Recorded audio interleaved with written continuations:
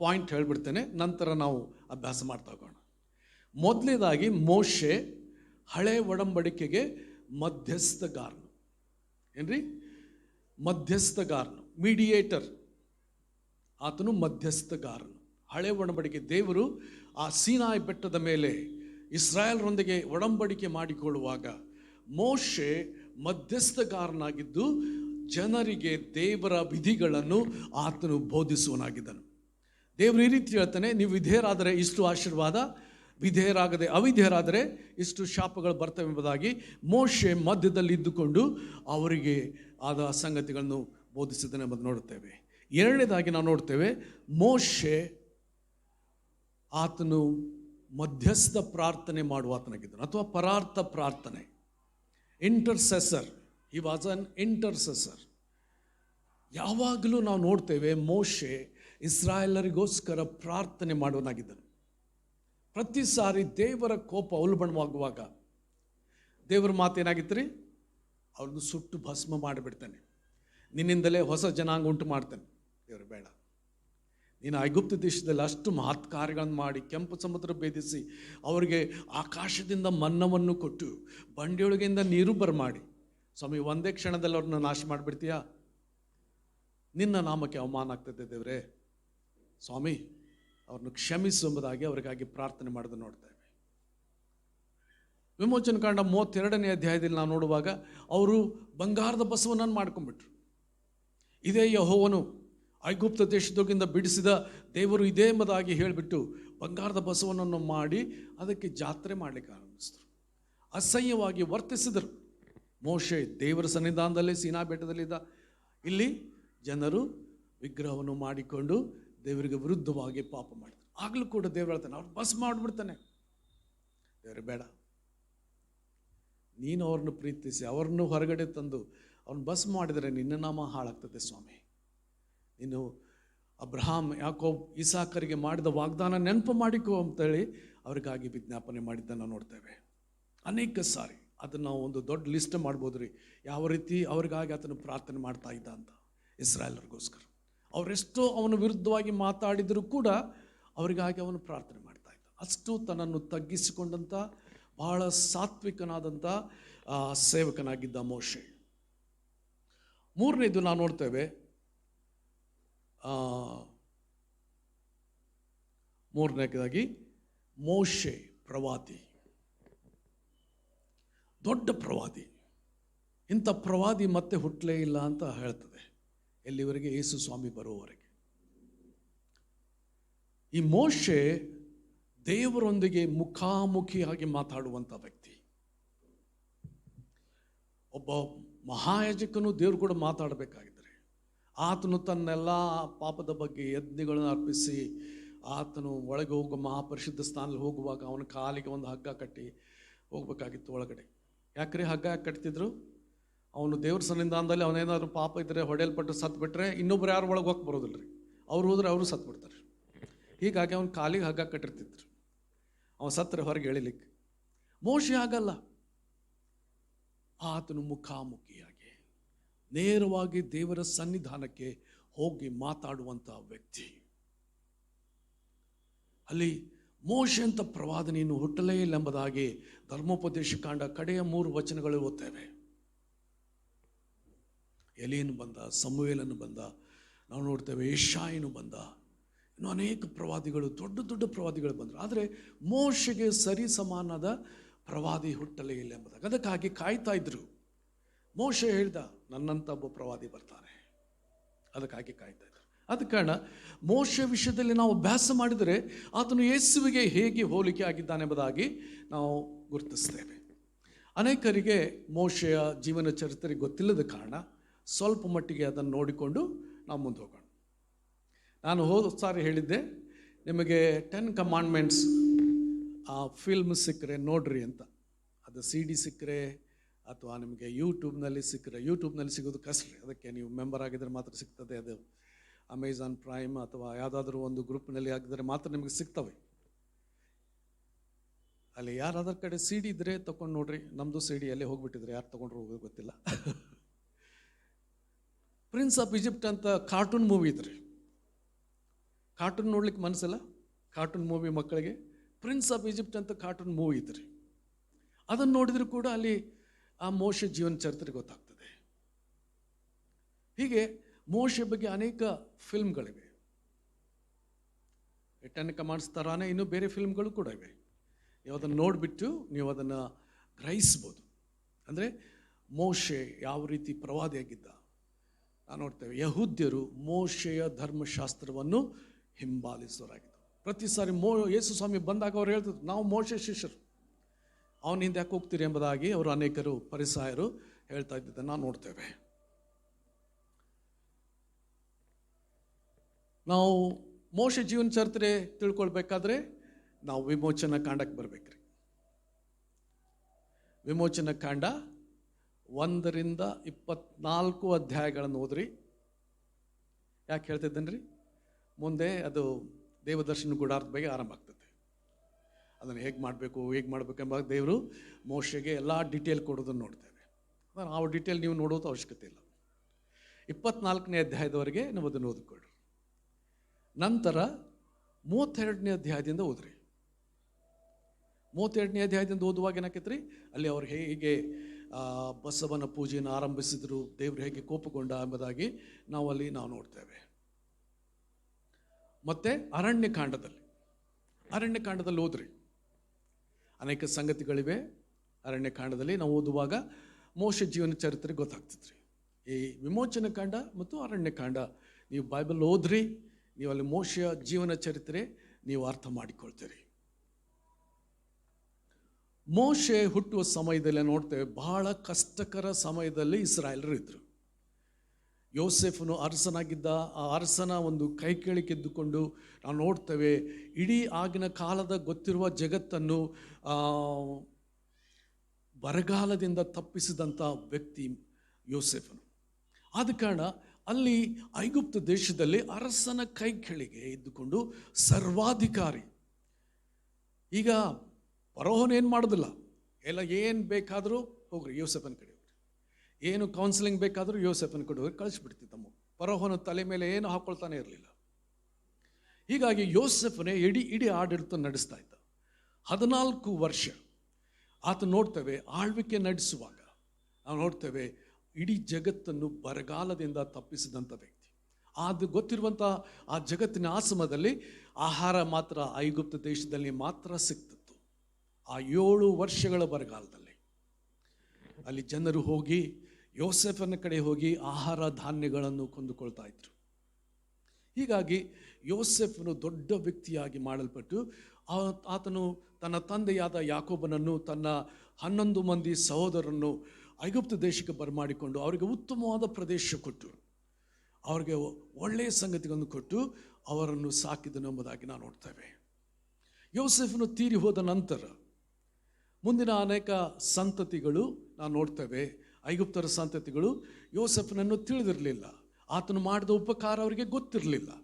ಅವರನ್ನು ದ್ವೇಷ ಮಾಡಲಿಕ್ಕೆ ಆರಂಭಿಸಿದರು. ಅವರನ್ನು ದಾಸತ್ವಕ್ಕೆ ಹತ್ತಿದರು, ಗುಲಾಮರನ್ನಾಗಿ ಮಾಡಿಕೊಂಡರು. ಬಿಟ್ಟಿಯಾಗಿ ದುಡಿಬೇಕ್ರಿ, ಪಗಾರ ಇಲ್ಲ, ಸುಮ್ಮನೆ ದುಡಿಬೇಕು. ಅವರಿಗೆ ಸ್ವಲ್ಪ ಮಟ್ಟಿಗೆ ಆಹಾರ ಕೊಡಲ್ಪಡ್ತದೆ, ಸ್ವಲ್ಪ ಮಟ್ಟಿಗೆ ಬಟ್ಟೆ ಕೊಡಲ್ಪಡ್ತದೆ. ಈ ರೀತಿಯಾಗಿ ಬಹಳ ಹಿಂಸೆಯಿಂದ ಅವರು ನೊಂದುಕೊಂಡ್ರು. ದೇವರಿಗೆ ಮೊರೆ ಇಡಿದ್ರು, ಸ್ವಾಮಿ ನಮ್ಮನ್ನು ಯಾಕೆ ಐಗುಪ್ತ ದೇಶಕ್ಕೆ ಕರ್ತಂದೆ, ನಮ್ಮನ್ನು ಇಲ್ಲಿ ಗುಲಾಮರನ್ನು ಮಾಡಿದ್ದರಿಂದ ಬಿಡಿಸು ಎಂಬುದಾಗಿ ಅವರು ಕೂಗ್ತಾ ಇದ್ರು. ಆಗ ನಾವು ನೋಡ್ತೇವೆ ಇನ್ನು ಭಾಳಷ್ಟು ಹಿಂಸೆಯನ್ನು ಹೆಚ್ಚಿಸುವರಾಗಿ ಫರೋಹನೇನು ಹೇಳ್ತಾನೆ, ಇಸ್ರಾಯೇಲರೆಲ್ಲ ಗಂಡು ಮಕ್ಕಳನ್ನು ನೈಲ್ ನದಿಯೊಳಗೆ ಎಸೆಯಬೇಕು. ಐಗುಪ್ತದ ಬಹಳ ಒಂದು ಜೀವನಾಡಿ ಅಂತ ಕರೆಯಲ್ಪಡ್ತದೆ ಅದು ನೈಲ್ ನದಿ. ಈಗಲೂ ಕೂಡ ಅಲ್ಲಿ ಅದನ್ನು ಗಂಡು ಮಕ್ಕಳನ್ನು, ಇಸ್ರಾಯೇಲರ ಗಂಡು ಮಕ್ಕಳನ್ನು ಎಸೆಯಬೇಕಂತ. ಎಸೆದಿದ್ದರೆ ಬಂದೇನು ಮಾಡ್ತಾರೆ, ಆ ಸೈನಿಕರು ಬಂದು ಆ ಮಗುವನ್ನು ಕತ್ತಿಂದ ಕೊಂದುಬಿಡ್ತಿದ್ರು. ಮೋಶೆಯ ತಾಯಿ ಆಕೆ ಗಂಡು ಮಗುವನ್ನು ಹೆತ್ತಾಗ ಮೋಶೆ ಚೆಲುವಾದ ಕೂಸೆಂದು ತಿಳಿದು 3 ತಿಂಗಳು ಅವನನ್ನು ಬಚ್ಚಿಟ್ಟಳು. 3ನೇ ತಿಂಗಳಾದ್ಮೇಲೆ ಸಾಕಿದಳು. ಮಗು ಅಳೋದು ಕೇಳ್ತಿದ್ದಲ್ಲ. ಈಗ ಆ ಮಗುವನ್ನು ಬಚ್ಚಿಡ್ಲಿಕ್ಕೆ ಸಾಧ್ಯವಾಗಲಿಲ್ಲ ಮೋಶೆ ತಾಯಿಗೆ. ಈಗೇನು ಮಾಡ್ತಾಳ್ರಿ, ಆಕೆ ಒಂದು ಚಿಕ್ಕ ಒಂದು ತೊಟ್ಟಿಲಿನಂಥ ಒಂದು ಬುಟ್ಟಿಯನ್ನು ಮಾಡಿ ಅದಕ್ಕೆಲ್ಲ ರಾಳವನ್ನು ಹಚ್ಚಿ ನಾನು ನೋಡ್ತೇವೆ, ಮಗುವನ್ನು ಅದರಲ್ಲಿಟ್ಟು ಅದನ್ನು ನೀರಿನಲ್ಲಿ ತೇಲಿ ಬಿಡ್ದು ನೋಡ್ತೇವೆ. ಸಮುದ್ರದಲ್ಲಿ ಅದನ್ನು ನೀರಿನಲ್ಲಿ ಎಸೆದು ಬಿಡಲಿಲ್ಲ ಅವಳು, ಏನ್ರಿ, ತೇಲಿ ಬಿಡ್ಲು. ಎಲ್ಲುವಾಗ ಏನಾಗ್ತಿರ್ತಾರೆ, ಎಲ್ಲಿ ಬರ್ತದೆ, ತೇಲ್ತಾ ತೇಲ್ತಾ ಫರೋಹನ ಮಗಳು ಸ್ನಾನ ಮಾಡ್ತಾ ಇದ್ದಂಥ ಸ್ಥಳಕ್ಕೆ ಬರ್ತದೆ. ಅಲ್ಲಿ ಫರೋಹನ ಮಗಳು ನೋಡಿ ಅದನ್ನು ತಕ್ಕೊಂಡು ಇದು ಯಹೂದ್ಯರ ಮಗು, ಇಸ್ರಾಯೇಲರ ಮಗು ಎಂಬುದಾಗಿ ಗುರುತಿಸಿ ಆಕೆ ತನ್ನ ಮನೆಗೆ ಒಯ್ದು ಬಿಡ್ತಾರೆ. ಕೊಲ್ಲಿಲ್ಲ ಅವಳು. ಆಕೆ ಮಗುನ ನೋಡ್ಕೊಳ್ಳಿಕ್ಕೆ ಯಾರು ಬಂದ್ರಿ? ಸ್ವಂತ ತಾಯಿನೇ ತನ್ನ ಮಗುವನ್ನೇ ನೋಡ್ಕೊಳ್ಳಿಕ್ಕೆ ಅವ್ರಿಗೆ ಪಗಾರ ಸಿಗ್ತದೆ. ಅಲ್ಲಿ ಮೋಶೆ, ಅವನಿಗೆ ಗೊತ್ತಿತ್ತು, ದೊಡ್ಡವನಾಗಿ ತನ್ನ ಜನರು ಅನುಭವಿಸ್ತಾ ಇದ್ದ ಕಷ್ಟವನ್ನು ಆತನು ನೋಡಿದ, ಹಿಂಸೆಯನ್ನು ನೋಡಿದ. ಫರೋಹನ ಮೇಸ್ತ್ರಿಗಳು ಅವರು ಕೊಡುವಂಥ ಹಿಂಸೆ ಅದನ್ನು ನೋಡಿಬಿಟ್ಟು ಏನು ಮಾಡಿ, ಒಂದು ದಿವಸ ಒಬ್ಬ ಫರೋಹನ ಮೇಸ್ತ್ರಿಯನ್ನು ಆತನು ಕೊಂದು ಹಾಕಿಬಿಟ್ಟ. ಇಸ್ರಾಯೇಲ್ ಮೇಲೆ ಆತನು ಕ್ರೂರವಾಗಿ ನಡೆಸ್ತಾ ಇದ್ದರಿಂದ ಆ ಸಿಟ್ಟಿನಲ್ಲಿ ಆ ಫರೋಹನ ಮೇಸ್ತ್ರಿ ಆತನು ಕೊಂದು ಬಿಟ್ಟ. ಅವನನ್ನು ಎಳೆದು ಉಸುಕಿನಲ್ಲಿ ಬಚ್ಚಿಟ್ಟು ಬಿಟ್ಟ, ಹುಗಿದು ಬಿಟ್ಟ. ಅದು ಯಾರಿಗೂ ಗೊತ್ತಾಗೋದಿಲ್ಲ ಅಂದುಕೊಂಡ. ಅಸಲ ಅವನ ಯೋಚನೆ ಏನ್ರಿ, ಇಸ್ರಾಯೇಲರು ನನ್ನನ್ನು ಗುರುತಿಸ್ತಾರೆ, ನಾನು ಅವರ ರಕ್ಷಕನಾಗ್ತೇನೆ, ಇದರಿಂದ ಅವ್ರನ್ನ ಬಿಡಿಸ್ತೇನೆ ಎಂಬುದಾಗಿ ಅವ್ರು ಗುರುತಿಸ್ತಾರೆ ಎಂಬುದಾಗಿ ಅಂದುಕೊಂಡ. ಮರು ದಿವಸ ಇಸ್ರಾಯೇಲರಲ್ಲಿ ಇರುವಂಥ ಇನ್ನೊಬ್ಬ ಇಸ್ರಾಯೇಲಿಗೆ ಅನ್ಯಾಯ ಮಾಡ್ತಾ ಇರ್ತದೆ. ಹೋಗಿ ಆತನ ಕೇಳ್ತಾನೆ, ಯಾಕಪ್ಪ ನಿನ್ನ ಸ್ವಜನರಿಗೆ ನೀನು ಯಾಕೆ ಅನ್ಯಾಯ ಮಾಡ್ತಿ? ಅವಾಗ ಅವನೇನು ಹೇಳ್ತಾನೆ, ನಿನ್ನೆ ಐಗುಪ್ತನನ್ನು ಕೊಂದಂತೆ ನನ್ನೂ ಕೊಲ್ತೀಯಾ ಅಂತ. ಅದನ್ನು ಕೇಳಿದ ಕೂಡಲೇ ಹಂಗಾರೆ ನಂದು ಎಲ್ಲರಿಗೆ ಗೊತ್ತಾಯ್ತೆಂಬುದಾಗಿ ಆತನು ಐಗುಪ್ತ ದೇಶವನ್ನು ಬಿಟ್ಟು ಓಡುತ್ತ. ಯಾಕಂದರೆ ಫರೋಹನು ಕೂಡ ಗೊತ್ತಾಗಿ ಅವನನ್ನು ಕೊಲ್ಲಲಿಕ್ಕೆ ಪ್ರಯತ್ನಿಸಿದ. ಮೋಶೆ ಫರೋಹನ ಮನೆಯಲ್ಲಿದ್ದುಕೊಂಡು ಬೆಳೆದು ಆತನು ಅತ್ಯುತ್ತಮ ವಿದ್ಯಾಭ್ಯಾಸ ಪಡ್ಕೊಂಡವನಾಗಿ, ಅತ್ಯುತ್ತಮ ಶಸ್ತ್ರಾಭ್ಯಾಸ, ಬಿಲ್ಲು ಬಾಣಗಳನ್ನು ಉಪಯೋಗಿಸುವಂಥದ್ದು, ಕತ್ತಿಯನ್ನು ಉಪಯೋಗಿಸುವಂಥದ್ದು, ಬರ್ಚಿಗಳನ್ನು ಉಪಯೋಗಿಸುವಂಥದ್ದು, ಆತನ ಯುದ್ಧದ ಒಂದು ತಂತ್ರವನ್ನು ಬಲ್ಲವನಾಗಿದ್ದ. ಅಷ್ಟೆಲ್ಲ ಕಲಿತು ಅಷ್ಟಲ್ಲದೆ ಎಂಜಿನಿಯರ್ ಆಗಿದ್ದ, ಅನೇಕ ಪಟ್ಟಣಗಳನ್ನು ಕಟ್ಟಿಸಿದಂಥ ವ್ಯಕ್ತಿ. ಈಗ ಆತನು ಫರೋಹನ ಮನೆಯನ್ನು ಬಿಟ್ಟು ಓಡಿ ಹೋಗಬೇಕಾಯಿತು. ಅಲ್ಲಿ ನಾವು ನೋಡ್ತೇವೆ, ಮಿದ್ಯಾನ್ ದೇಶದಲ್ಲಿ ಹೋಗಿ ಪ್ರವಾಸಿಯಾಗಿರುವಾಗ ಮಿದ್ಯಾನರ ಆಚಾರನ ಮಗಳನ್ನು ಆತನು ಮದುವೆ ಮಾಡಿಕೊಟ್ಟು ಚಿಪ್ಪೋರಳನ್ನು ಮದುವೆಯಾಗಿ ನಾವು ನೋಡ್ತೇವೆ, ಇಬ್ಬರು ಗಂಡು ಮಕ್ಕಳನ್ನು ಪಡಿತಾನೆ. ಇಷ್ಟೆಲ್ಲ ಆಗುವಷ್ಟಿಗೆ ಮೋಶೆಗೆ 80 ವರ್ಷ, ಹೆಚ್ಚು ಕಡಿಮೆ 40 ವರ್ಷದವನಿದ್ದಾಗ ಓಡಿಗಿದ್ದಾನೆ. ಅಲ್ಲಿ ಇನ್ನೂ 40 ವರ್ಷ ಮಿದ್ಯಾನ್ ದೇಶದಲ್ಲಿ ಪ್ರವಾಸಿಯಾಗಿದ್ದಾನೆ. ಆ ಕುರಿ ಕಾಯುವುದು ಕೂಡ ತನ್ನದಲ್ರಿ, ಮಾವನ ಕುರಿಗಳನ್ನು ಕಾಯ್ತಾ ಇದ್ದ. ಅಲ್ಲಿ ಆತನು ಒಂದು ಗುಡ್ಡದ ಮೇಲೆ ಒಂದು ಪೊದೆ ಉರಿತಾ ಇರೋದನ್ನು ನೋಡಿದ. ಒಂದು ಚಿಕ್ಕ ಪೊದೆ ಬೆಂಕಿಯಿಂದ ಉರಿತಾ ಇದೆ, ಏನದು ಸುಟ್ಟು ಹೋಗ್ತಾನೆ ಇಲ್ಲ. ಬೆಂಕಿ ಎತ್ತಿದರೆ ಪುರ ಸುಟ್ಟು ಹೋಗ್ಬೋದಾಗಾಯ್ತು, ಆದರೆ ಸುಟ್ಟು ಹೋಗ್ತಾನೆ ಇಲ್ಲ. ಇದು ಯಾಕೆ ಸುಟ್ಟು ಹೋಗ್ತಾ ಇಲ್ಲ ಎಂಬುದಾಗಿ ನೋಡುವುದಕ್ಕೆ ಮೋಶೆ ಗುಡ್ಡವನ್ನು ಹತ್ತಿದ. ಆ ಗುಡ್ಡವನ್ನು ಹತ್ತಿ ಅದರ ಹತ್ತಿರ ಹೋಗ್ಲಿಕ್ಕೆ ಒಳ್ಳೆ ದೇವರ ವಾಕ್ಯದಲ್ಲಿ ನೋಡ್ತೇವೆ, ದೇವರು ಆ ಪೊದೆಯೊಳಗಿಂದ ಮೋಶೆಯನ್ನು ಕರೆದದನ್ನು ನೋಡ್ತೇವೆ. ಮೋಶೆ ಮೋಶೆ ಎಂಬುದಾಗಿ ಹೇಳುವಾಗ ಮೋಶೆ ಭಯಗೊಂಡನು. ಆತನು, ಇದು ಪರಿಶುದ್ಧ ಭೂಮಿ, ನಿನ್ನ ಕೆರವನ್ನು ತೆಗೆದು ಹಾಕಂತ ಹೇಳುವಾಗ ಅದನ್ನು ತೆಗೆದು ಹಾಕಿ ಅಲ್ಲಿ ಅಡ್ಡ ಬಿದ್ದ. ಆಗ ಮೋಶೆ ದೇವ್ರಿಗೆ ಹೇಳ್ತಾನೆ, ಅಲ್ಲಿ ದೇವರು ಮೋಶೆಗೆ ಹೇಳ್ತಾನೆ, ಬಾ, ನಿನ್ನನ್ನು ಐಗುಪ್ತ ದೇಶಕ್ಕೆ ಕಳಿಸ್ತೇನೆ, ನೀನು ಜನರನ್ನು ಬಿಡಿಸಿಕೊಂಡು ಬರಬೇಕು. ಸ್ವಾಮಿ ಯವನಸ್ಥ ಇದ್ದಾಗ ನಾ ತಿಳ್ಕೊಂಡೆ ನನ್ನ ರಕ್ಷಕನಾಗಿ ನಡೆಸ್ತಿ ಅಂತ. ಈಗ ನಾನು 80 ವರ್ಷದವನು, ಸ್ವಾಮಿ ಈಗ ನಾನು ಕಳಿಸ್ತಾ ಇದ್ದಿಲ್ಲ, ಇಲ್ಲ ನೀನು ಹೋಗ್ಬೇಕು. ಅದನ್ನು ಮತ್ತೆ ಹೇಳ್ತಾನೆ, ನಾನು ತೊದಲು ಮಾತಿನ ನನಗೆ ಮಾತಾಡ್ಲಿಕ್ಕೆ ಬರೋದಿಲ್ಲ. ದೇವರು ತಾನೆ, ಇಲ್ಲ ನೀನೇ ಹೋಗ್ಬೇಕು, ನಿನಗೆ ಸಹಾಯಕನಾಗಿ ಮಾತಾಡೋದಕ್ಕೆ ನಾನು ನಿನ್ನ ಅಣ್ಣನಾದ ಆರೋನನ್ನು ನೇಮಿಸಿದ್ದೇನೆ ಅಂತ ಹೇಳಿದ ನೋಡ್ತೇವೆ. ಅಲ್ಲಿ ಮೋಶೆ ದೇವರ ಮಾತನ್ನು ಕೇಳಿ ಆತನು ಹೋಗುವಾಗ ನಾವು ನೋಡ್ತೇವೆ, ಆರೋನನ್ನು ಕೂಡ ಬಂದು ಅವನನ್ನು ಭೇಟಿಯಾಗೋದು ನೋಡ್ತೇವೆ. ಇಬ್ಬರು ಕೂಡಿ ದೇವರ ಸಂದೇಶ ತೆಗೆದುಕೊಂಡು ಫರೋಹನ ಬಳಿಗೆ ಹೋಗ್ತಾರೆ. ಅವರ ಸಂದೇಶ ಏನಂತೀರಿ ಫರೋಹನಿಗೆ?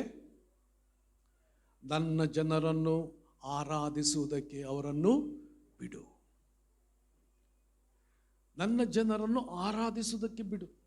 ಅದರ ಅರ್ಥ ಫರೋಹನು ಇಸ್ರಾಯೇಲರನ್ನು ಅವರ ದೇವರನ್ನು ಆರಾಧಿಸುವುದಕ್ಕೆ ಬಿಡ್ತಾ ಇರಲಿಲ್ಲ. ಅವರ ಆರಾಧನಾ ಪದ್ಧತಿ ಹೇಗಾಗಿತ್ತು? ಇಸ್ರಾಯೇಲರದು ಯಜ್ಞಗಳನ್ನು ಅರ್ಪಿಸ್ತಾ ಇದ್ರು. ರಕ್ತವನ್ನು ಯಜ್ಞವೇದಿಗೆ ಸುತ್ತಲೂ ಅವರು ಹಚ್ತಾ ಇದ್ರು. ಹೀಗಾಗಿ ಐಗುಪ್ತರು ಅದನ್ನು ಸೇರ್ತಾ ಇರಲಿಲ್ಲ. ಆ ಬಲಿ ಅವರಿಗೆ ಮನಸ್ಸಿರಲಿಲ್ಲ. ಹೀಗಾಗಿ ಅವ್ರು ಯಾರಾದರೂ ಬಲಿ ಕೊಡೋಕೆ ಹೋದರೆ ಅವರು ಐಗುಪ್ತರು ಅವ್ರ ಮೇಲೆ ಕಲ್ಲೆಸಿತಾ ಇದ್ರು. ಈಗ ಫರೋಹನಿಗೆ ಅಪ್ಪಣೆ ದೇವರು ಕೊಡ್ತಾ ಇದ್ದಾನೆ, ನನ್ನ ಜನರನ್ನು ಬಿಡು, ಅವರು ಆರಾಧಿಸುವಂತೆ ನನ್ನ ಜನರನ್ನು ಬಿಡು. Let my people go that they may worship me. ನನ್ನನ್ನು ಆರಾಧಿಸುವಂತೆ ನನ್ನ ಜನರನ್ನು ಬಿಡು ಎಂಬುದಾಗಿ ಫರೋಹನಿಗೆ ಮೋಶೆ ಮುಖಾಂತರವಾಗಿ ದೇವರು ಮಾತಾಡೋದು ನೋಡ್ತೇವೆ. ಫರೋಹನ ಮಾತೇನ್ರಿ, ಅವನು ಯಾರು ನನಗೆ ಗೊತ್ತಿಲ್ಲ, ಏನು ಮಾಡ್ತೀಯ ಅಂತ ದೇವರು ಧೈರ್ಯಪಡಿಸ್ತಾನೆ. ಮೋಶೆ, ನಾನು ಅನೇಕ ಮಹತ್ ಕಾರ್ಯಗಳನ್ನು ಮಾಡ್ತೇನೆ, ಆದರೂ ಕೂಡ ಅವನ ಹೃದಯ ಕಠಿಣ ಮಾಡಿಕೊಳ್ತಾನೆ. ಆದರೆ ನಾನು ದೊಡ್ಡ ಮಹತ್ ಕಾರ್ಯ ಮಾಡಿ ನಿಮ್ಮನ್ನು ಬಿಡಿಸಿ ಹೊರಗಡೆ ತರ್ತೇನೆ ಎಂಬುದಾಗಿ ದೇವರು ಹೇಳ್ತಾ ನೋಡ್ತೇವೆ. ಆಗ ಮೋಶೆ ಹೇಳ್ತಾನೆ, ಸ್ವಾಮಿ ಇಲ್ಲ, ನನಗೆ ಸಾಧ್ಯ ಇಲ್ಲ ಅಂತ ಎಲ್ಲ ಮಾತಾಡುವಾಗ ದೇವರು ಹೇಳ್ತಾನೆ, ನೀನು ನಿನ್ನ ಕೈಯನ್ನು ನಿನ್ನ ಉಡಿಯಲ್ಲಿ ಹಾಕು ಅಂತ ಹೇಳ್ತಾನೆ. ಅವನು ತನ್ನ ಕೈಯನ್ನು ಉಡಿಯಲ್ಲಿ ಹಾಕ್ಕೊಂಡಾಗ ದೇವರು ಹೇಳ್ತಾನೆ, ತೆಗೀತು ನೋಡಿಗ ಅಂತ. ಕೈ ತೆಗೆದು ನೋಡಿದಾಗ ಅದಕ್ಕೆಲ್ಲ ಕುಷ್ಠರೋಗ ಹಿಡಿದ್ಬಿಟ್ಟಿತ್ತು. ಗಾಬರಿ ಅದ, ಏನಪ್ಪ ನನ್ನ ಕೈಗೇನಾಗ್ತದೆ? ಆಗ ಮತ್ತೆ ದೇವರು ಹೇಳ್ತಾನೆ, ನಿನ್ನ ಕೈಯನ್ನು ತಿರುಗಿ ಉಡಿಯಲ್ಲಿ ಹಾಕುವಂತಾದಾಗ ಅದು ಮತ್ತೆ ಮೊದಲಿನಂತೆ ಆರೋಗ್ಯಕರವಾಗಿತ್ತು. ಮೋಶೆ ಕೈಯಲ್ಲಿ ಒಂದು ಕೋಲು, ಕುರುಬನ ಕೋಲು.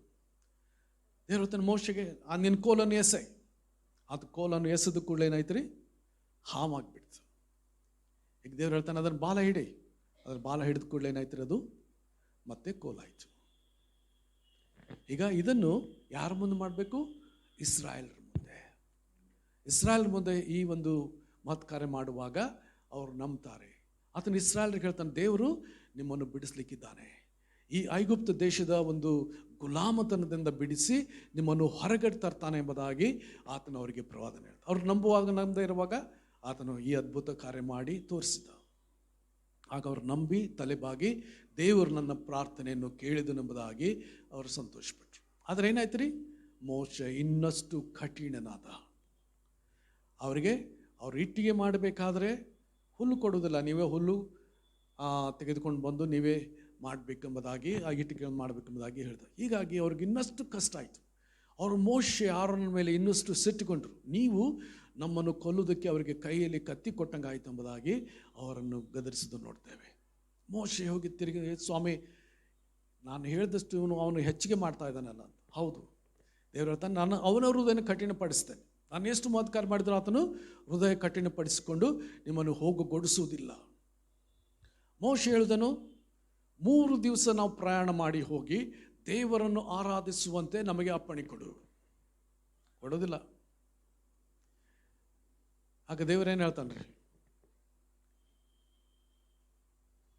ಅಲ್ಲಿ ಆಗುವಂಥ ಸಂಗತಿ ನಾವು ನೋಡ್ತೇವೆ. ಮೊದಲು ಮೋಶೆ ಮಾಡಿದಂಥ ಮಹತ್ಕಾರ್ಯ ಆದ್ರಿ ಸರ್ಪದ ಮಹತ್ಕಾರ್ಯ. ಮೋಶೆ ಫರೋಹನ ಮುಂದೆ ನಿಂತಾಗ ಅಪ್ಪಣೆ ಕೊಡು ಅಂತ ಹೇಳ್ತಾನೆ. ಹಾಗಾಗಿ ಒಂದು ಮಹತ್ಕಾರ್ಯ ಮಾಡ್ತಾನೆ ಅಂತ ಹೇಳಿ ತನ್ನ ಕೋಲನ್ನು ಅವ್ರ ಮುಂದೆ ನೆಲಕ್ಕೆ ಎಸೆಯುವಾಗ ಏನಾಯ್ತು ರೀ? ಅದು ಹಾವಾಯಿತು, ಮೋಶೆ ಕೋಲು. ಆಗ ಅಲ್ಲಿ ಇದು ಮಂತ್ರವಾದಿಗಳಿದ್ರಿ, ಎಂಬ್ರ ಎಂಬಂಥ ಮಂತ್ರವಾದಿಗಳು ತಮ್ಮ ಒಂದು ಮಾಟದ ಶಕ್ತಿಯಿಂದ ಅವರು ಕೂಡ ತಮ್ಮ ಕೋಲುಗಳನ್ನು ಹಾವಾಗಿ ಮಾಡಿಬಿಟ್ರು. ಆಗ ಮೋಶೆ ಕೋಲು ಏನಾಯ್ತು ರೀ? ಮೋಶೆ ಹಾವಾಗಿದ್ದಂಥ ಕೋಲು ಹಾವು ಅದು ಅವರ ಹಾವುಗಳನ್ನೆಲ್ಲ ನುಂಗಿಬಿಡ್ತು. ನುಂಗಿಬಿಟ್ಟು ಮತ್ತೇನಾಯ್ತು ರೀ? ಕೋಲಾಗಿಬಿಡ್ತು. ಅವರ ಕೋಲುಗಳು, ಅವರ ಮಾಟದ ಶಕ್ತಿ ಎಷ್ಟೋ ಅಧಿಕಾರ ಕಿತ್ತುಕೊಡಲ್ಬಿಡ್ತು. ಮರುದಿವಸ ಹೇಳ್ತಾನೆ ರೀ ಮೋಶೆ, ನಾಳೆ ನೈಲ್ ನದಿಯ ನೀರು ರಕ್ತ ಆಗ್ತದೆ, ಅದು ಕೆಟ್ಟ ನಾರ್ತದೆ ಎಂಬುದಾಗಿ. ಮರುದಿವಸ ಫರೋಹನು ಪ್ರತಿ ದಿವಸದಂತೆ ನೈಲ್ ನದಿಗೆ ಹೋಗಿ ಸ್ನಾನ ಮಾಡೋದಕ್ಕೆ ಹೋದಾಗ ಏನಾಯ್ತು ರೀ? ಮೋಶೆ ಅವನ ಎದುರಿಗೆ ಬಂದ. ಆ ಕೋಲಿನಿಂದ ನೈಲ್ ನದಿಯನ್ನು ಹೊಡೆದುಕೊಳ್ಳಿ ಏನಾಯ್ತು ರೀ? ನೀರು ರಕ್ತವಾಗ್ತಾ ಹೋಯ್ತು. ನೈಲ್ ನದಿಯ ನೀರು ಮಾತ್ರ ರಕ್ತ ಆಗಲಿಲ್ಲ. ಯಾರ್ಯಾರು ತಮ್ಮ ಮನೆಗಳಲ್ಲಿ ಪಾತ್ರೆಗಳಲ್ಲಿ ನೀರು ತುಂಬಿಟ್ಟಿದ್ರೋ ಅದು ಕೂಡ ರಕ್ತ ಆಗೋಗುತ್ತಂತ್ರಿ. ಊರಲ್ಲಿರುವಂಥ ಕೆರೆಗಳು, ಬಾವಿಗಳು ಎಲ್ಲ ಕಡೆ ರಕ್ತನೇ ರಕ್ತ. ಕೆಟ್ಟ ನಾರ್ತಾ ಇದೆ, ನೀರು ಕುಡಿಲಿಕ್ಕೆ ಆಗ್ತಾ ಇಲ್ಲ. ಆವಾಗ ಹೇಳ್ತಾನೆ ಪರೋ, ದಯಮಾಡಿ ನನಗೆ ಕ್ಷಮಿಸಿ. ನೀವು ಹೋಗ್ಬೋದು, ಆರಾಧನೆ ಮಾಡ್ಲಿಕ್ಕೆ ಹೋಗ್ಬೋದು. ಮೋಶೆ ಹೋಗಿ ಪ್ರಾರ್ಥನೆ ಮಾಡ್ತಾನೆ. ಪ್ರಾರ್ಥನೆ ಮಾಡಿದ್ಕೊಳ್ಳಿ ಏನಾಯ್ತ್ರಿ, ಅದು ನೀರು ಮತ್ತೆ ಸ್ವಚ್ಛ ನೀರು ಬರಲಿಕ್ಕೆ ಆರಂಭ ಆಯಿತು. ಆವಾಗ ಪರೋವನು ಹೇಳ್ತಾನೆ ಮೋಶೆಗೆ, ಇಲ್ಲ ನಾನು ನಿನ್ನ ಬಿಡುವುದಿಲ್ಲ, ಆರಾಧನೆ ಮಾಡುವಂತ ನಾನು ನಿಮ್ಮನ್ನು ಬಿಡುವುದಿಲ್ಲ. ಆಗ ಮರುದಿವಸ ಏನು ಮಾಡ್ತಾರೆ, ಅಲ್ಲಿ ಮೋಶೆ ಅವ್ರ ಬಳಿಗೆ ಹೋಗಿ ಹೇಳ್ತಾನೆ, ನಾಳೆ ಕಪ್ಪೆಗಳು ಬರುವು. ಒಮ್ಮೆಲೆ ಐಗುಪ್ತ ದೇಶದ ತುಂಬ ಕಪ್ಪೆಗಳು ಬಂದ್ಬಿಟ್ರು. ನೈಲ್ ನದಿಯಿಂದಲೇ ಇದ್ದವು, ಬಾವಿ ಕಪ್ಪೆಗಳಲ್ಲಿ ಇದ್ದು. ಎಲ್ಲಿ ಬಂದು ರೀ, ಮನೆಗಳಲ್ಲಿ ಬಂದು, ಅಡಿಗೆ ಮನೆಯಲ್ಲಿ ಬಂದು ಅವ್ರು ಮಾಡ್ತಿರುವಂಥ ಊಟದ ಒಂದು ಕೊಣವೆಗಳಲ್ಲೆಲ್ಲ ಜಿಗಿದು ಬಿಟ್ರು ರೀ. ಅವರ ಹಾಸಿಗೆಗಳೊಳಗೆಲ್ಲ ಕಪ್ಪೆಗಳು, ಎಲ್ಲ ಕಡೆಗೆ ಇಡೀ ಐಗುಪ್ತ ದೇಶ ಕಪ್ಪೆಗಳಿಂದ ತುಂಬಿಬಿಡ್ತು. ಆಗ ಮತ್ತೆ ಕರೆಸ್ತಾನೆ ಮೋಶೆಗೆ, ಪರೋ ದಯಮಾಡಿ ಬಂದು ನನಗಾಗಿ ಪ್ರಾರ್ಥಿಸು, ನಾನು ಬಿಡ್ತೇನೆ, ನಿಮ್ಮನ್ನು ಆರಾಧನೆ ಮಾಡಲಿಕ್ಕೆ ಬಿಡ್ತೇನೆ, ನೀವು ಹೋಗ್ಬೋದು ಅಂತ. ಆಗ ಮೋಶೆ ದೇವ್ರ ಕಡೆಗೆ ಹೋಗಿ ಪ್ರಾರ್ಥನೆ ಮಾಡ್ತಾನೆ, ಸ್ವಾಮಿ ಕಪ್ಪೆಗಳನ್ನು ತೊಲಗಿಸು. ಪ್ರಾರ್ಥನೆ ಮಾಡಿಕೊಳ್ಳಿ ಏನಾಯ್ತ್ರಿ, ಎಲ್ಲ ಕಡೆ ಇದ್ದ ಕಪ್ಪೆಗಳು ಸತ್ತೋದು. ಇಡೀ ಐಗುಪ್ತ ದೇಶ ಕೆಟ್ಟ ನಾತದಿಂದ ತುಂಬೋಯ್ತು. ಅವನ್ನೆಲ್ಲ ಗುಂಪಾಗಿ ಅವರು ಕಸ ಹೊಡೆದು ಕೂಡಿಸಿ ಚೆಲ್ಲಿದ್ರು. ಆಗ ಆ ಕಾಟ ಹೋಯ್ತು ಅಂತೇಳಿ ಪರವಾನೆ ಹೇಳ್ತಾನೆ, ಬಿಡುವುದಿಲ್ಲ, ನಿಮ್ಮನ್ನು ಆರಾಧನೆ ಮಾಡುವಂತೆ ನಾನು ಬಿಡುವುದಿಲ್ಲ. ಮತ್ತೇನಾಯ್ತ್ರಿ, ವಿಷದ ಹುಳುಗಳು. ಅವು ಎಂತೆಂಥ ಹುಳುಗಳು ಗೊತ್ತಿಲ್ಲ. ವಿಷದ ಹುಳುಗಳ ಕಾಟ ಬಂತ್ರಿ. ಅವು ಕಡಿದ್ರೆ ಎಷ್ಟು ನೋವಾಗ್ತಿದ್ದು ಗೊತ್ತಿಲ್ಲ. ಒಂದು ವೇಳೆ ಕಡ್ಜಿರ್ಗೆ ಹುಳ ಇರ್ಬೋದು ರೀ, ಅದು ಕುಂಬಾರನ ಹುಳ ಇರ್ಬೋದು, ಅವು ಚೋಳುಗಳಾಗಿರ್ಬೋದು, ಜರಿಗಳಾಗಿರ್ಬೋದು. ವಿಷದ ಹುಳುಗಳು ಬಂದು ಜನರನ್ನು ಕಡೀಲಿಕ್ಕೆ ಆರಂಭಿಸ್ತು. ಆ ನೋವಿನಿಂದ ಜನರು ಪರವನ್ ಮುಂದೆ ಹೇಳ್ತಾರೆ, ದಯಮಾಡಿ ಅವ್ನು ಕಳಿಸ್ರು, ಅವ್ರು ಆರಾಧನೆ ಮಾಡೋಕೆ ಅವ್ರು ಬಿಡು, ಯಾಕೆ ನಮಗಿಷ್ಟು ಕಷ್ಟ ನೀ ಕೊಡ್ತೀಯ ಅಂತ. ಪರವನ್ ಕರೆಸ್ತಾನೆ, ಬಾರ್ಪಾ ಅಂತ ಹೇಳಿದಾಗ ಹೋಗಿ ನಿಮ್ಮನ್ನು ಆರಾಧನೆ ಮಾಡುವಂತೆ ಬಿಡ್ತೇನೆ, ನೀವು ಇದನ್ನೆಲ್ಲ ಹುಳುಗಳು ತೊಲಗಿ ಹೋಗುವಂತೆ ಪ್ರಾರ್ಥಿಸಂತ. ಅವನು ಪ್ರಾರ್ಥಿಸ್ತಾನೆ. ಹುಳುಗಳು ಹೊರಟುವುದು. ಆಗ ಫರೋಹನು ತನ್ನ ಹೃದಯ ಕಠಿಣ ಮಾಡಿಕೊಂಡು ಅವ್ರನ್ನ ಆರಾಧನೆ ಮಾಡೋದಕ್ಕೆ ಬಿಡದೆ ಹೋದ. ಏನಾಯ್ತು ರೀ, ಆವಾಗ ಮೋಶೆ ಹೇಳ್ತಾನೆ, ನನ್ನ ಜನರನ್ನು ಆರಾಧನೆ ಮಾಡುವಂಥವ್ರನ್ನು ಬಿಡು, ಇಲ್ಲದೆ ಹೋದರೆ ನಾಳೆ ದೊಡ್ಡ ಆಣೆಕಲ್ಲಿನ ಮಳೆ ಉಂಟಾಗ್ತದೆ. ಐಗುಪ್ತ ದೇಶ ಪ್ರಾರಂಭವಾಗಿದ್ದಾಗಿಂದ ಅಂಥ ದೊಡ್ಡ ಆಣೆಕಲ್ಲಿನ ಮಳೆ ಬಿದ್ದಿಲ್ಲ, ಮುಂದೆಯೂ ಬೀಳಲಿಕ್ಕಿಲ್ಲ. ಅಂಥ ದೊಡ್ಡ ಆಣೆಕಲ್ಲಿನ ಮಳೆ ಆಗ್ತದೆ ಎಂಬುದಾಗಿ ಹೇಳಿದ. ಮತ್ತು ಪರವಾನೆಗಳ, ನಿನ್ನ ದನಕರುಗಳು ಬಯಲಿನಲ್ಲಿದ್ದರೆ ಕರ್ಕೊ, ದನಕರುಗಳು ಕುರಿಗಳು ಇಲ್ಲದಿದ್ದರೆ ಅವೆಲ್ಲ ಆ ಆಣೆಕಲ್ಲಿನ ಹೊಡೆತದಿಂದ ಸತ್ತು ಹೋಗ್ತವೆ ಎಂಬುದಾಗಿ. ಯಾರು ಮೋಶೆಯ ಒಂದು ಮಾತಿಗೆ ಭಯಪಟ್ಟರೋ ಅವರು ತಮ್ಮ ಕುರಿಗಳನ್ನು ಆಳುಗಳನ್ನು ಮನೆಗೆ ಕರೆಸಿಕೊಂಡ್ರು. ಯಾರು ಭಯಪಡಲಿಲ್ಲ ತಮ್ಮ ಆಳುಗಳನ್ನು ದನ ಕುರಿಗಳನ್ನು ಬಯಲಿನಲ್ಲಿ ಬಿಟ್ಟರು. ಇಂಥ ದೊಡ್ಡ ಆಣೆಕಲ್ಲಿನ ಮಳೆ ಅದು ಉಂಟಾಯಿತು. ನಾವು ನೋಡ್ತೇವೆ, ಅನೇಕರು ಸತ್ತೋದ್ರು, ಅನೇಕ ದನ ಕುರಿಗಳು ಸತ್ತೋದು. ಅಲ್ಲಿ ಐಗುಪ್ತ ದೇಶದಲ್ಲೆಲ್ಲ ಒಂದು ಹಾಳು ಪಾಳಾಗೋದು, ಅನೇಕ ಗಿಡ ಮರಗಳು ಬಿದ್ದೋದು. ಬರೀ ಆಣೆಕಲ್ಲಿನ ಮಳೆ ಮಾತ್ರ ಉಂಟಾಗಲಿಲ್ಲ ಅಂತ್ರಿ, ಅದರೊಡನೆ ಬೆಂಕಿ ಇತ್ತಂತ್ರಿ. ಆ ಬೆಂಕಿಯಿಂದ ಅನೇಕ ಗಿಡಗಳು ಸುಟ್ಟುವುದು. ವಿಚಿತ್ರವಾದ ಕಡೆ ಮಳೆ ಬರ್ತಾ ಇದೆ, ಆಣೆಕಲ್ಲು ಬೀಳ್ತಾ ಇದೆ, ಅದರೊಡನೆ ಬೆಂಕಿ. ಆಗ ಮೋಶೆಯನ್ನು ಕರೆಸ್ತಾನೆ, ದಯಮಾಡಿ ನಾನು ತಪ್ಪು ಮಾಡಿದ್ದೆ, ನಾನು ಪಾಪ ಮಾಡಿದ್ದೇನೆ, ಈಗ ಸ್ವಲ್ಪ ತಗ್ಗಿಸ್ಕೊಳ್ತಾ ಇದ್ದೇನೆ ಪರವ, ನಾನು ಪಾಪ ಮಾಡಿದ್ದೇನೆ, ನನ್ನ ಪಾಪ ಕ್ಷಮಿಸಿರುತ್ತೆ, ದಯಮಾಡಿ ಈ ಆಣೆಕಲ್ಲಿನ ಮಳೆ ನಿಲ್ಲುವಂತೆ ಪ್ರಾರ್ಥಿಸು ಅಂತ ಹೇಳುವಾಗ ಮೋಶೆ ಹೋಗಿ ಪ್ರಾರ್ಥಿಸ್ತಾನೆ. ಆಣೆಕಲ್ಲಿನ ಮಳೆ ನಿಂತು ಹೋಯ್ತು.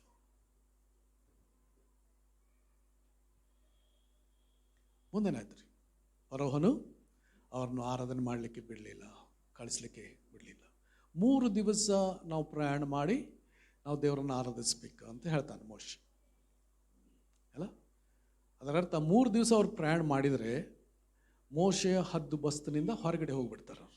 ಅದಕ್ಕೆ ಫರೋಹ ಅವಕಾಶ ಕೊಡ್ತಾ ಇರಲಿಲ್ಲ. ಮತ್ತೇನಾಯ್ತು ರೀ, ಈಗ ಆತನು ಹೃದಯ ಕಠಿಣ ಮಾಡಿಕೊಂಡಿದ್ದರಿಂದ ದೇವರು ಹೇಳ್ತಾನೆ, ನಾನು ಮಿಡತೆಯನ್ನು ಕಳಿಸ್ತೇನೆ. ಅಂಥ ಮಿಡತೆ ಹಿಂದೆ ಎಂದೂ ಬಂದಿಲ್ಲ, ಮುಂದೆಯೂ ಬರಲಿಕ್ಕಿಲ್ಲ. ಅಷ್ಟು ದೊಡ್ಡ ಮಿಡತೆಗಳ ದಂಡನ್ನು ಕಳಿಸ್ತೇನೆ ಎಂಬುದಾಗಿ ದೇವರು ಹೇಳೋದು ನೋಡ್ತೇವೆ. ದೊಡ್ಡ ಮಿಡತೆಗಳ ದಂಡು ಬಂತು. ಎಲ್ಲ ಆ ಗಿಡಗಳ ಹಸಿರಾದದ್ದೊಂದು ಉಳಿಲಿಲ್ಲ. ಆಗಲೇ ಬೆಳೆ ಹಾಳಾಗಿ ಹೋಗಿತ್ತು. ಈಗ ಉಳಿದಂಥ ಹಸಿರಾದದ್ದೆಲ್ಲ ಮಿಡತೆಗಳು ತಿಂದುಬಿಟ್ಟು. ಹೋಗಿ ಕರೆಸ್ತಾನೆ ಮೋಶೆ, ದಯಮಾಡಿ ನನಗೆ ಕ್ಷಮಿಸು, ನಾನು ನಿಮ್ಮನ್ನು ಆರಾಧನೆ ಮಾಡೋಕ್ಕೆ ಬಿಡ್ತೇನೆ, ಈ ಒಂದು ಮಿಡತೆಗಳು ತೊಲಗುವಂತೆ ಮಾಡು ಅಂತ. ಅಲ್ಲಿ ಮೋಶೆ ಪ್ರಾರ್ಥಿಸಿದ. ಮಿಡತೆಗಳು ಎಲ್ಲೆಲ್ಲಿದ್ದೋ ಅಲ್ಲೇ ಸತ್ತು ಹೋಗ್ಬಿಟ್ಟು ಅಲ್ಲಿ ಅದೊಂದು ತೊಲಗಿತ್ತು. ಆಗ ಫರೋಹನು ಮತ್ತೆ ಹೃದಯ ಕಠಿಣಪಡಿಸಿಕೊಂಡ. 10 ಉಪದ್ರವಗಳನ್ನು ದೇವ್ರು ಬಡ ಮಾಡಿ ನೋಡ್ತೇವೆ. ಅವಾಗೇನಾಯ್ತು ರೀ, ದೇವರೇನು ಕಳಿಸಿದ? ಹೇನುಗಳು ಬಂದರು ಜನರ ಮೇಲೆ. ಮೋಶೆಗೆ ದೇವ್ರು ಹೇಳ್ತಾನೆ, ಧೂಳನ್ನು ಹೊಡೆ, ನೆಲದ ಮೇಲೆ ಧೂಳನ್ನು ಕೋಲಿನಿಂದ ಹೊಡಿ, ಅದು ಹೇನುಗಳಾಗಿ ಜನರೆಲ್ಲರ ಮೈ ಮೇಲೆ ಬರ್ತದೆ ಎಂಬುದಾಗಿ. ಆ ಹೇನುಗಳು ಜನರ ಮೈ ಮೇಲೆಲ್ಲ ಬಂದು, ಪ್ರಾಣಿಗಳ ಮೈ ಮೇಲೆ ಇದ್ದು, ಫರೋಹನ ಮನೆಯೊಳಗೂ ಬಂದು ಅವರಿಗೆ ಸಾಕಾಗಿ ಹೋಯ್ತು. No pesticide will work. ಯಾವುದೇ ಕ್ರಿಮಿನಾಶಕ ಕೆಲಸ ಮಾಡೋದಿಲ್ಲ ಅವುಗಳ ಮೇಲೆ, ಯಾಕಂದ್ರೆ ದೇವರು ಕಳಿಸಿದ ಹೇನುಗಳು. ಮತ್ತೆ ಕೇಳ್ಕೊಂಡು ಆ ಮಂತ್ರವಾದಿಗಳು ಕೂಡ ಹೇನುಗಳನ್ನು ಉಂಟು ಮಾಡೋದಕ್ಕೆ ಪ್ರಯತ್ನ ಮಾಡಿದ್ರು ಕೂಡ ಹೇನುಗಳು ಉಂಟಾಗಲಿಲ್ಲಂತ. ಆಗ ಅವ್ರು ಹೇಳ್ತಾರೆ, ಇದು ದೇವರ ಕೆಲಸ, ಫರೋಹನೇ ಸಾಕು, ನೀವು ಅವ್ರನ್ನ ಎದುರಿಸ್ಬೇಡ ಅಂತ ಮಂತ್ರವಾದಿಗಳು ಹೇಳ್ತಾ ಇದ್ದಾರೆ. ಆದರೆ ಫರೋಹನು ಕೇಳೋದಿಲ್ಲ. ಅವ್ರನ್ನ ಕರೆಸಿ ಹೇಳ್ತಾನೆ, ದಯಮಾಡಿ ಪ್ರಾರ್ಥಿಸು, ಈ ಹೇನುಗಳು ತೊಲಗುವಂತೆ ಪ್ರಾರ್ಥಿಸ್ತಾನೆ. ಹೋಗಿ ಪ್ರಾರ್ಥಿಸ್ತಾನೆ, ಹೇನುಗಳು ತೊಲಗಿ ಹೋದವು. ಈಗ ಮತ್ತೆ ಹೃದಯವನ್ನು ಕಠಿಣಪಡಿಸಿಕೊಂಡ. ಆಗ ದೇವರೇನು ಹೇಳ್ತಾನೆ, 3 ದಿವಸ ಕಾರ್ಗತ್ತಲೆ ಬರಮಾಡ್ತೇನೆ, ಐಗುಪ್ತ ದೇಶದ ಮೇಲೆ ಕಾರ್ಗತ್ತಲೆಯನ್ನು ಬರಮಾಡ್ತೇನೆ. ಕಾರ್ಗತ್ತಲೆ ಬಂತು, ದೊಡ್ಡ ಕಾರ್ಗತ್ತಲೆ, ಇಡೀ ಐಗುಪ್ತ ದೇಶ ಮುಚ್ಕೊಂಡ್ಬಿಡ್ತು. ಎಷ್ಟು ಕಾರ್ಗತ್ತಲೆ ಇತ್ತಂದರೆ ಒಬ್ಬರು ವ್ಯಕ್ತಿ ಇನ್ನೊಬ್ಬರ ಮುಂದೆ ನಿಂತರೂ ಕೂಡ ಕಾಣಿಸ್ತಾ ಇರಲಿಲ್ಲ ಅಂದ್ರೆ, ಅಷ್ಟು ದಟ್ಟವಾದ ಕಾರ್ಗತ್ತಲೆ.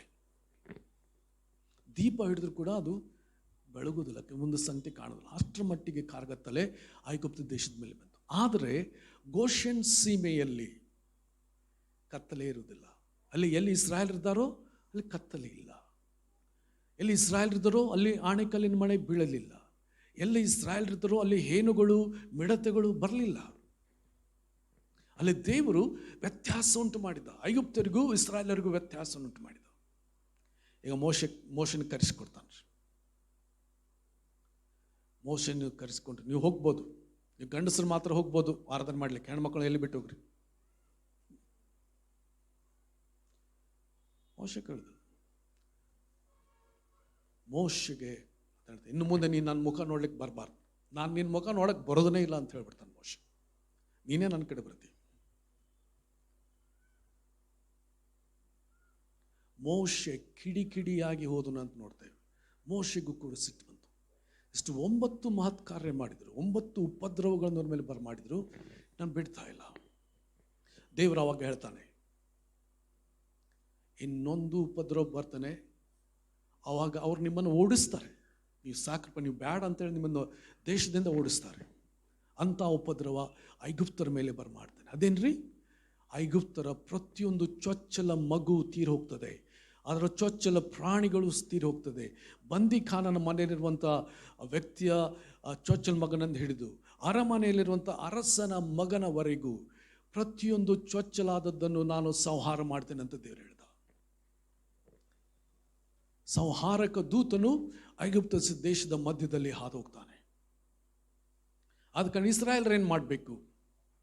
ಇಸ್ರಾಯೇಲರು ಅವ್ರ ಪಸ್ಕ ಹಬ್ಬದ ಕುರಿಮರಿಯನ್ನು ಕೊಯ್ಯಬೇಕು. ಅದರ ರಕ್ತವನ್ನು ತಮ್ಮ ಮನೆಯ ಬಾಗಿಲುಗಳಿಗೆ ಮೇಲ್ಗಡೆ ಮತ್ತು ಪಕ್ಕದಲ್ಲಿ ಹಚ್ಚಿಬಿಟ್ಟು ನಾವು ನೋಡ್ತೇವೆ ಆ ರಾತ್ರಿ ಮನೆಯೊಳಗೆ ಇರಬೇಕು, ಹೊರಗಡೆ ಹೋಗಬಾರ್ದು. ಆ ಪಸ್ಕ ಹಬ್ಬದ ಕುರಿಯ ಮಾಂಸವನ್ನು ರಾತ್ರಿ ಅವರು ತಿನ್ನಬೇಕಾಗಿತ್ತು. ಆ ಹಬ್ಬ ಅವತ್ತಿನಿಂದ ಆರಂಭವಾಯಿತು. ಅವರು ಅಲ್ಲಿ ಆ ಪಸ್ಕ ಹಬ್ಬವನ್ನು ತಮ್ಮ ಮನೆಗಳಲ್ಲಿ ಅವರು ಮಾಡಿದರು. ಅದರ ಕುರಿಮರಿಯ ರಕ್ತವನ್ನು ಮನೆಯ ಬಾಗಿಲಿನ ನಿಲುವು ಪಟ್ಟಿಗಳಿಗೆ ಮತ್ತು ಮೇಲ್ಗಡೆ ಅವರು ಹಚ್ಚಿದರು.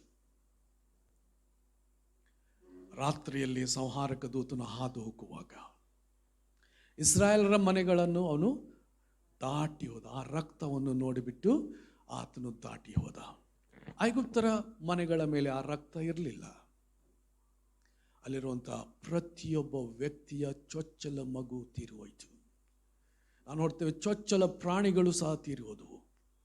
ಏನಾಯ್ತು? ಇಡೀ ಐಗುಪ್ತ ದೇಶದ ತುಂಬ ಹೆಣ ಇಲ್ಲದ ಮನೆ ಯಾವುದೂ ಇರಲಿಲ್ಲ.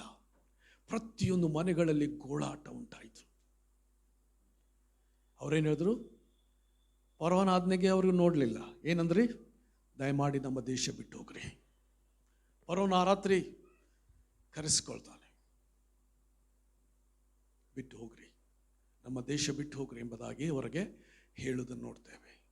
ನಾವು ಕೂಡ ಒಂದು ವೇಳೆ ಇವಾಗ ನಾವು ಬಿಡದೆ ಹೋದರೆ, ಈಗ ಚೊಚ್ಚಲ ಮಕ್ಕಳನ್ನು ಸಮಸ್ಯಿದ್ದಾರೆ, ಮುಂದೆ ನಾವು ಬಿಡದೆ ಹೋದರೆ ನಮ್ಮೆಲ್ಲರನ್ನು ಸಂಹಾರ ಮಾಡಬಹುದು ಎಂಬುದಾಗಿ ಅವರನ್ನು ಒತ್ತಾಯಿಸಿದರು, ದೇಶ ಬಿಟ್ಟು ಹೋಗ್ಬೇಕೆಂಬುದಾಗಿ. ಆ ರಾತ್ರಿಯಲ್ಲೇ ಅವರು ಆ ದೇಶವನ್ನು ಬಿಟ್ಟು ನಾವು ನೋಡ್ತೇವೆ ಹೊರಟು ಹೋದರು ಎಂಬುದಾಗಿ ನಾವು ನೋಡ್ತೇವೆ. ಈ 10 ಮಹತ್ ಕಾರ್ಯಗಳನ್ನು ಮಾಡಿ ದೇವರು ಉಪದ್ರವಗಳನ್ನು ಬರಮಾಡಿ ಅವರನ್ನು ಐಗುಪ್ತ ದೇಶದ ಬಿಡಿಸಿದ. ಅಲ್ಲಿ ಮೋಶೆ ನಾಯಕನಾಗಿ, ಅಲ್ಲಿ ಮಧ್ಯಸ್ಥನಾಗಿ ನಾವು ನೋಡ್ತೇವೆ ಕಾರ್ಯ ಮಾಡ್ತಾ ಇರೋದು ನೋಡ್ತೇವೆ. ಅದಾದ ನಂತರ ಬಹಳ ಸಂತೋಷ ಆಯಿತು. ಅವರು ಆ ರಾತ್ರಿಯಲ್ಲೇ ಹೊರಟು ಹೋದರು. ಅವರು ಹೋಗುವಾಗ ಹತ್ತಿರದ ದಾರಿ ಇತ್ತು, ಅದು ಬಿಟ್ಟು ಬೇರೆ ದಾರಿ ಹಿಡಿದ್ರು. ಕೆಂಪು ಸಮುದ್ರಕ್ಕೆ ಇರುವಂಥ ಸಂಗತಿ.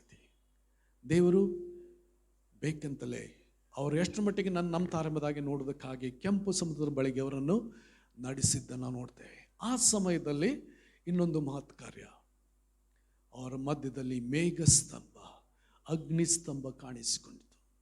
ಮೇಘಸ್ತಂಭ ಹಗಲಿನಲ್ಲಿ ಅವರಿಗೆ ನೆರಳನ್ನು ಕೊಡ್ತಾ ಇತ್ತು. ಅಗ್ನಿಸ್ತಂಭ ರಾತ್ರಿಯಲ್ಲಿ ಅವರಿಗೆ ಬೆಳಕನ್ನು, ಶಾಖವನ್ನು ಕೊಡ್ತಾ ಇತ್ತು.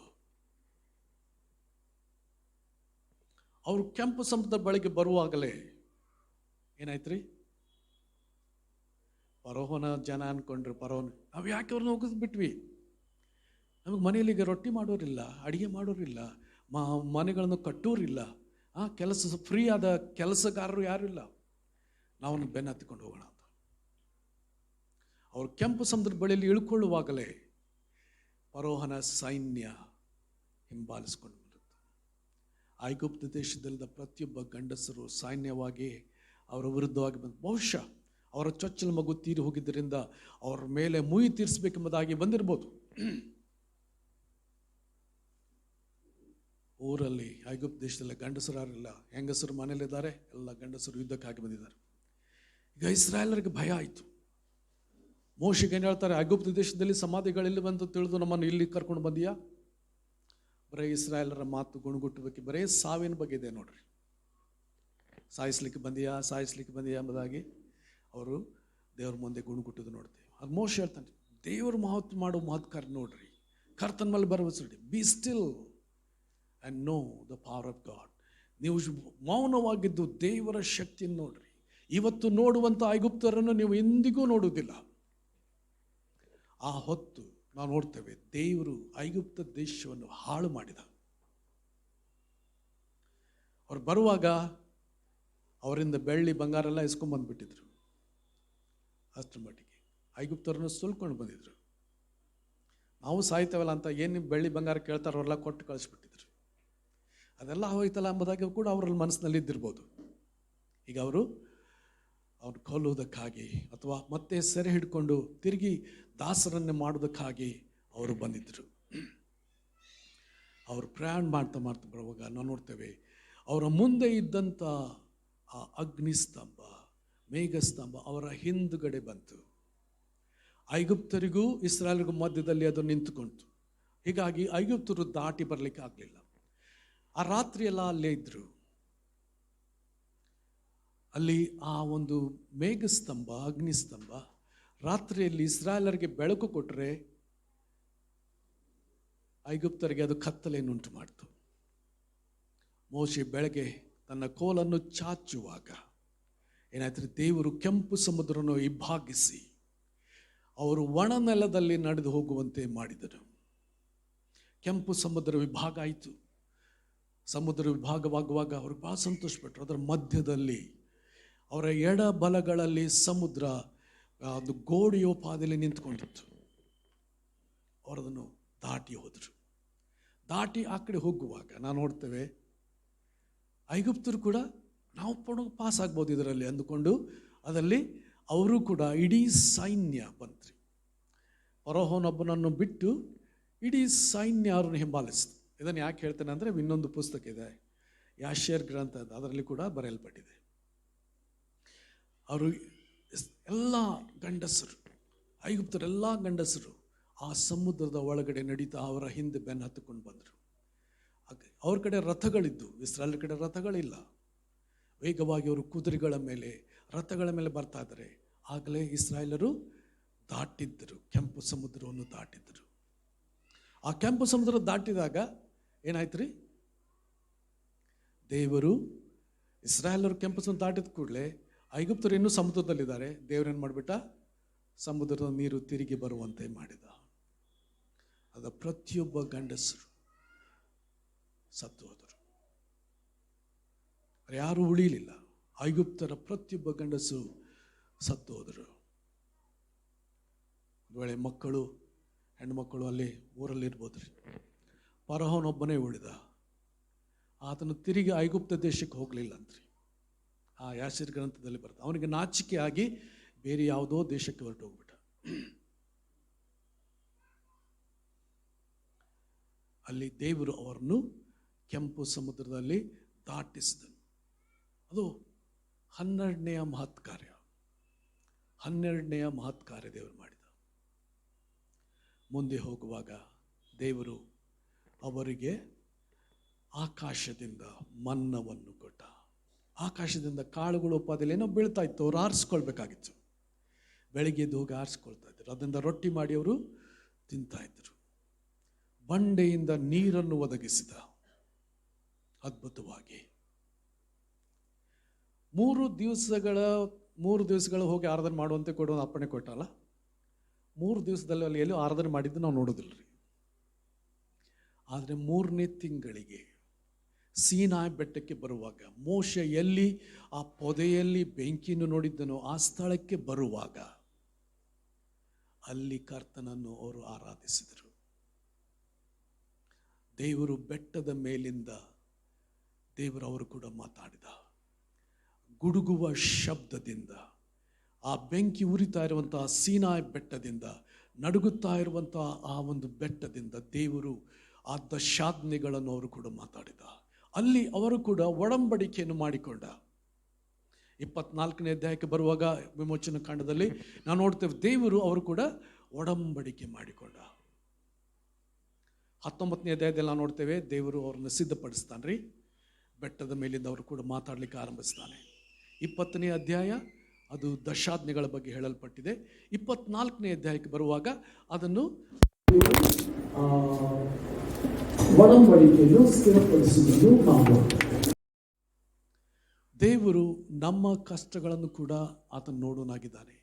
ನಮ್ಮ ಕಣ್ಣೀರುಗಳನ್ನು ಕೂಡ ನೋಡು. ಯಾವ ರೀತಿಯಾಗಿ ಇಸ್ರಾಯೇಲರನ್ನು ಅವರ ಕಣ್ಣೀರು ಕಷ್ಟ ನೋಡಿ ಅವರನ್ನು 10 ಮಹತ್ ಕಾರ್ಯಗಳನ್ನು ಮಾಡಿ ಬಿಡಿಸಿದ್ದಲ್ಲದೆ ಕೆಂಪು ಸಮುದ್ರವನ್ನು ದಾಟಿ ಹೋಗುವಂಥ ಮತ್ತೊಂದು ಅದ್ಭುತ ಕಾರ್ಯ ಮಾಡಿ ಅವರನ್ನು ದಾಟಿಸಿದ್ದನ್ನು ನಾವು ನೋಡ್ತೇವೆ. ಅಲ್ಲಿ ಮುಂದೆ ಸೀನಾಯಿ ಬೆಟ್ಟ ಕಡೆ ಬರುವಾಗ ದೇವರು ಅವರು ಕೂಡ ನೇರವಾಗಿ ಬೆಟ್ಟದಿಂದ ಅವರು ಕೂಡ ಮಾತಾಡೋದನ್ನು ನೋಡ್ತೇವೆ. 6 ಲಕ್ಷ ಗಂಡಸರು ಬೆಟ್ಟದ ಸುತ್ತಲೂ ಸೇರಿರುವಾಗ ದೇವರು ವೈಯಕ್ತಿಕವಾಗಿ ಅವರು ಕೂಡ ಮಾತಾಡಿದ ಅಂತ ಒಂದು ಸಂಗತಿ ಎಲ್ಲಿ ಕೇಳಿದ್ದಿಲ್ಲ. ದೇವರು ಮಾತಾಡೋ ಶಬ್ದ ಎಂದಾಗ ಯಾರೂ ಕೇಳಿರಲಿಲ್ಲ ಹಿಂದಿನ ದಿವಸಗಳಲ್ಲಿ. ಅದನ್ನು ಜನರ ಗುಂಪಿಗೆ ದೇವರು ಮಾತಾಡುವುದನ್ನು ನೋಡುವಾಗ ಅವರು ಭಯಪಟ್ಟರು. ಮೋಶೆಗಳ ತರಿಸು, ದೇವರು ಇನ್ನೂ ಮಾತಾಡಿದರೆ ನಾವು ಸತ್ತೋಗ್ತೇವೆ, ನೀನೇ ಕೇಳಿಸ್ಕೊಂಡು ಬಂದು ನಂಬ್ಕೊಂಡು ಮಾತಾಡು. ಆಗ ಮೋಶೆ ಮಧ್ಯಸ್ಥನಾಗಿ ಆತನ ಒಡಂಬಡಿಕೆಯನ್ನು ಮಾಡಿದನೆಂಬುದಾಗಿ ನಾವು ನೋಡ್ತೇವೆ. ನಮಗಿರುವಂಥ ಹೊಸ ಒಡಂಬಡಿಕೆ ಮಧ್ಯಸ್ಥಗಾರನು ಯೇಸು. ನಾವು ಅದನ್ನು ಡೀಟೇಲ್ ಆಗಿ ಮುಂದಿನ ಸಂಗತಿಗಳಲ್ಲಿ ನಾವು ನೋಡಿಕೊಳ್ಳೋಣ. ಇವತ್ತು ಸಮಯ ಆಗಿದ್ದರಿಂದ ಈ ಮೋಶೆ ಜೀವನ ಚರಿತ್ರೆ ಹೇಳಿದ್ದೇನೆ. ದಯಮಾಡಿ ವಿಮೋಚನಾ ಕಾಂಡ 1ರಿಂದ 24 ಅಧ್ಯಾಯಗಳು ಮತ್ತು 32, 33, 34 ಅಧ್ಯಾಯಗಳನ್ನು ಓದಿಕೊಡ್ರಿ ವಿಮೋಚನಾ ಕಾಂಡದಲ್ಲಿ. ಮತ್ತು ಅರಣ್ಯಕಾಂಡ ಪೂರ್ಣವಾಗಿ ಓದ್ರಿ. ನಾವು ಯಾವುದು ಅಧ್ಯಾಯ ಸ್ಕಿಪ್ ಮಾಡ್ಬೇಕಂತ ಹೇಳ್ತಾ ಇಲ್ಲ. ಯಾವ ಅಧ್ಯಾಯದಲ್ಲಿ ಬರೀ ನಂಬರ್ಸ್ ಬರ್ತಾವೆ ಅದನ್ನು ಸ್ಕಿಪ್ ಮಾಡಿಕೊಡ್ರಿ. ಅರಣ್ಯಕಾಂಡದಲ್ಲಿ ಇಂಗ್ಲೀಷ್ನಲ್ಲಿ ಏನು ಹೇಳ್ತೀವಿ ರೀ, ನಂಬರ್ಸ್ ಅಂತ ಹೇಳ್ತೀವಿ ಅಲ್ಲ, ನಂಬರ್ಸ್ ಬರ್ತದೆ. ಯಾಕಂದರೆ ಅದು ಅದಕ್ಕಿಂತ ಆಮೇಲೆ ಮುಂದೆ ಹೇಳ್ತೇನೆ. ಸಮಯದಲ್ಲಿ ನಾವು ಎದ್ದು ನಿಂತ್ಕೊಳ್ಳೋಣ.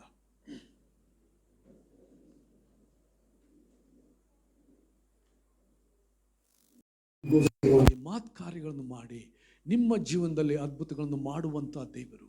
ಆತನು ಬದಲಾಗದ ದೇವರು, ಅದ್ಭುತಗಳನ್ನು ಮಾಡುವಂಥ ದೇವರು. ಈ ಸಮಯದಲ್ಲಿ ದಯಮಾಡಿ ಬೈಬಲನ್ನು ಓದ್ರಿ, ಅದನ್ನು ತಿಳ್ಕೊಳ್ರಿ.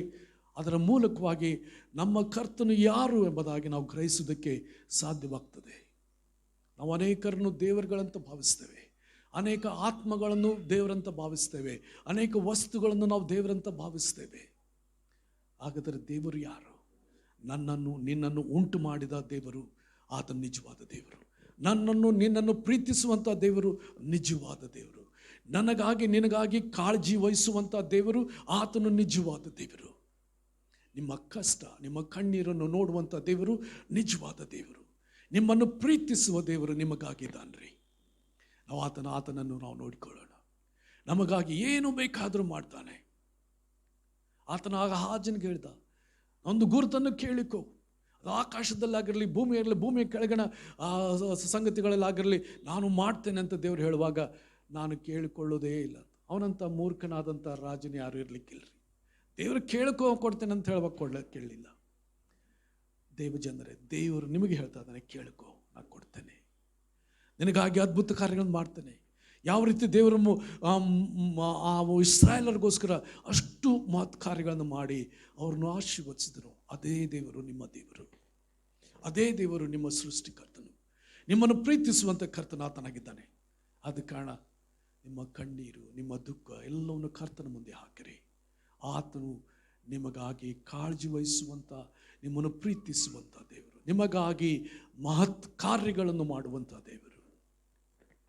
ಸ್ವಾಮಿ, ಈ ಸಮಯದಲ್ಲಿ ಈ ನಿನ್ನ ಪ್ರಿಯರು ನಿನ್ನ ಕೈಗಳಲ್ಲಿ ಒಪ್ಪಿಸಿಕೊಡ್ತೇವೆ. ಇಸ್ರಾಯೇಲರಿಗೋಸ್ಕರ ಅದ್ಭುತಗಳನ್ನು ಮಾಡಿದಂಥ ದೇವರೇ, ಅವರ ಕಣ್ಣೀರನ್ನು ನೋಡಿ ಅವ್ರಿಗೋಸ್ಕರ ರಕ್ಷಕನನ್ನು ಕಳಿಸಿ ಕರ್ತನೆ ಅವರನ್ನು ಐಗುಪ್ತ ದೇಶದಿಂದ ಬಿಡಿಸಿದಾತನೇ. ಸ್ವಾಮಿ, ನಮಗಾಗಿ ರಕ್ಷಕನಾಗಿ ಬಂದಂಥ ಯೇಸು, ದಾವೀದನೂರಲ್ಲಿ ನಿಮಗೋಸ್ಕರ ಒಬ್ಬ ರಕ್ಷಕನು ಹುಟ್ಟಿದಾನೆಂಬುದಾಗಿ ಹೇಳಿದಂಥ ಕರ್ತನೆ, ಆ ರಕ್ಷಕನಾದ ಯೇಸುವಿಗಾಗಿ ನಾವು ನಿನಗೆ ಸ್ತೋತ್ರ ಸಲ್ಲಿಸ್ತೇವೆ. ಮೋಶೆ ಮೂಲಕವಾಗಿ ಮಾಡಿದ ಮಹತ್ ಕಾರ್ಯಗಳು, ದೊಡ್ಡ ಮಹತ್ ಕಾರ್ಯಗಳನ್ನು ಮಾಡೋದಕ್ಕೆ ನೀನು ಶಕ್ತನಾಗಿದ್ದಿ, ಮಾಡುತ್ತಿ. ಅದಕ್ಕಾಗಿ ನಿನಗೆ ಸ್ತೋತ್ರ. ಇಲ್ಲಂಥ ಪ್ರತಿಯೊಬ್ಬರ ವೈಯಕ್ತಿಕ ಜೀವನಗಳಲ್ಲಿ ನಿನ್ನ ಮಹತ್ ಕಾರ್ಯಗಳನ್ನು ಮಾಡು, ನೀನು ಆಶೀರ್ವದಿಸುವುದಕ್ಕೆ ಪ್ರಾರ್ಥಿಸ್ತೇವೆ. ನಿನ್ನ ಕೃಪಾಸ್ತಕ್ಕೆ ಈ ಜನರನ್ನು ಒಪ್ಪಿಸಿಕೊಡ್ತೇವೆ. ಅವರ ಕಣ್ಣೀರು, ನೋವು ನೀನು ಬಲವನಾಗಿದ್ದಿ ಸ್ವಾಮಿ. ಕರ್ತನೆ, ನೀನು ರಕ್ಷಕನು, ಆಗಲೇ ಬಂದಿದ್ದಿ ಅವ್ರನ್ನು ಬಿಡಿಸೋದಕ್ಕಾಗಿ, ನೋವುಗಳನ್ನು ತೆಗೆಯುವುದಕ್ಕಾಗಿ. ನಮ್ಮ ನೋವುಗಳನ್ನು, ನಮ್ಮ ಬೇನೆಗಳನ್ನು ಆತನು ಹೊತ್ತುಕೊಂಡನು, ಆತನ ಬಾಸುಂಡೆಗಳು ನಮಗೆ ಗುಣವಾಯಿತೆಂಬುದಾಗಿ ನಿನ್ನ ವಾಕ್ಯ ಹೇಳ್ತದೆ. ಕರ್ತನೆ, ನಮ್ಮ ಹೃದಯಗಳನ್ನು ಕಟ್ಟುವಾತನು, ದುಃಖಗಳನ್ನು ನೋಡುವಾತನು, ಕಣ್ಣೀರುಗಳನ್ನು ನೋಡುವಾತನು ಸ್ವಾಮಿ. ಪ್ರತಿಯೊಬ್ಬರನ್ನು ಸಂತೈಸು ಕರ್ತನೆ, ಅವರ ಆತ್ಮದಲ್ಲಿ ಕಾರ್ಯ ಮಾಡು ಸ್ವಾಮಿ. ನೀನು ಪ್ರೀತಿಸಿದ್ದಿ ಎಂಬುದಾಗಿ ಅವರಲ್ಲಿ ಸಿದ್ಧಾಂತಪಡಿಸಿ ತೋರ್ಪಡಿಸು ಕರ್ತನೆ. ನಾವು ಆತನಿಗೆ ಅಂಟಿಕೊಳ್ಳುವಂತೆ ಕರ್ತನೆ ಸ್ವಾಮಿ ಕೃಪೆ ನನಗೆ ಗ್ರಹಿಸು. ಕರ್ತನೆ, ಇಲ್ಲಿ ಯಾರಾದರೂ ಅನಾರೋಗ್ಯದಿಂದ ಬಂದಿರ್ತಾಗಿದ್ದಾರೆ, ಮುಟ್ಟು ಸ್ವಾಮಿ. ನಿನ್ನ ಬಾಸುಂಡಿಗಳಿಂದ ಅವರಿಗೆ ಗುಣವಾಯಿತು. ಯೇಸುವಿನ ರಕ್ತದ ಮೂಲಕ ಅವರಿಗೆ ಬಿಡುಗಡೆ ಆಯಿತು. ಅಂಧಕಾರ ಶಕ್ತಿ ಅವ್ರನ್ನ ಬಾರಿಸುವ ದುರಾತ್ಮ ಯೇಸು ನಾಮದಲ್ಲಿ ಅಪ್ಪಣೆ ಕೊಡ್ತೇನೆ, ಬಿಟ್ಟು ಹೋಗುವುದಾಗಿ. ಎಲ್ಲ ನೋವೇ, ಎಲ್ಲ ರೋಗವೇ ಯೇಸು ನಾಮದಲ್ಲಿ ಅಪ್ಪಣೆ ಕೊಡ್ತೇನೆ, ಬಿಟ್ಟು ಹೋಗು. ಯೇಸು ನಾಮದಲ್ಲಿ ಯೇಸುವಿನ ಬಾಸುಂಡಿಗಳಿಂದ ಅವರಿಗೆ ಗುಣವಾಯಿತು. ಯೇಸುವಿನ ರಕ್ತದ ಮೂಲಕ ಅವರಿಗೆ ಬಿಡುಗಡೆ ಆಯಿತು. ಕರ್ತನೆ ಸ್ವಾಮಿ, ಕರ್ತನೆ ಒಂದು ನೋವನ್ನುಂಟು ಮಾಡುವ ಸ್ಪಿರಿಟ್ ಆಫ್ ಡಿಪ್ರೆಷನ್, ಅದನ್ನು ಯೇಸು ನಾಮದಲ್ಲಿ ಬಂಧಿಸ್ತೇವೆ. ನಿರಾಶೆಯ ದುರಾತ್ಮ, ಹತಾಶೆಯ ದುರಾತ್ಮ ಯೇಸು ನಾಮದಲ್ಲಿ ಅಪ್ಪಣೆ ಕೊಡ್ತಾನೆ, ಬಿಟ್ಟೋಗು. ದುಃಖದ ದುರಾತ್ಮ ಯೇಸು ನಾಮದಲ್ಲಿ ಅಪ್ಪಣೆ ಕೊಡ್ತಾನೆ, ಬಿಟ್ಟೋಗು. ಭಾರದ ದುರಾತ್ಮ ಯೇಸು ನಾಮದಲ್ಲಿ ಅಪ್ಪಣೆ ಕೊಡ್ತಾನೆ, ಬಿಟ್ಟೋಗು. ಯೇಸುವಿನ ಬಾಸುಂಡಿಗಳವರಿಗೆ ಗುಣವಾಯಿತು. ಯೇಸುವಿನ ರಕ್ತದ ಮೂಲಕ ಇವರಿಗೆ ಬಿಡುಗಡೆಯಾಯಿತು. ನೀನು ಮುಟ್ಟಿದ್ದಿ, ಗುಣ ಮಾಡಿದ್ದಿ, ಬಿಡುಗಡೆ ಕೊಟ್ಟಿದ್ದಿ, ನಿನಗೆ ಸ್ತೋತ್ರ. ತಲೆಯಿಂದ ಹಿಡಿದು ಪಾದದವರೆಗೆ ನಿನ್ನ ಆರೋಗ್ಯ ಹರಿದು ಬರಲಿ, ನಿನ್ನ ಬಿಡಿಸುವ ಶಕ್ತಿ ಹರಿದು ಬರಲಿ. ಇವತ್ತವರಿಗೆ ಬಿಡುಗಡೆ ಆಗೈತೆ, ನಿನಗೆ ಸ್ತೋತ್ರ. ನಿನ್ನ ರಕ್ತಕ್ಕಾಗಿ ಸ್ತೋತ್ರ. ನಮಗಾಗಿ ಪ್ರಾಣ ಕೊಟ್ಟ ರಕ್ಷಕನೇ, ನಿನಗೆ ಸ್ತೋತ್ರ ಸಲ್ಲಿಸ್ತೇವೆ. ಘನಮಾ ನಿನಗೆ ಸಲ್ಲಿಸ್ತೇವೆ. ನಮ್ಮನ್ನು ಆಶೀರ್ವದಿಸಿದಿ, ನಿನಗೆ ಸ್ತೋತ್ರ. ಯೇಸುವಿನ ನಾಮದಲ್ಲಿ ಸ್ತುತಿಸಿ ಪ್ರಾರ್ಥಿಸಿ ಬೇಡಿಕೊಂಡು ಹೊಂದಿದ್ದೇವೆ ಕರ್ತನೆ, ಆಮೆನ್. ನಮ್ಮ ಕರ್ತನಾದ ಯೇಸು ಕ್ರಿಸ್ತನ ಕೃಪೆ, ತಂದೆಯಾದ ದೇವರ ಪ್ರೀತಿ, ಪರಿಶುದ್ಧಾತ್ಮನ ಮಧುರ ಅನ್ಯೋನ್ಯತೆ ಈಗಲೂ ಯಾವಾಗಲೂ ನಮ್ಮೆಲ್ಲರೊಂದಿಗೆ ವಾಸವಾಗಿರಲಿ. ಆಮೆನ್. ದೇವರು ನಿಮ್ಮನ್ನು ಆಶೀರ್ವದಿಸಲಿ.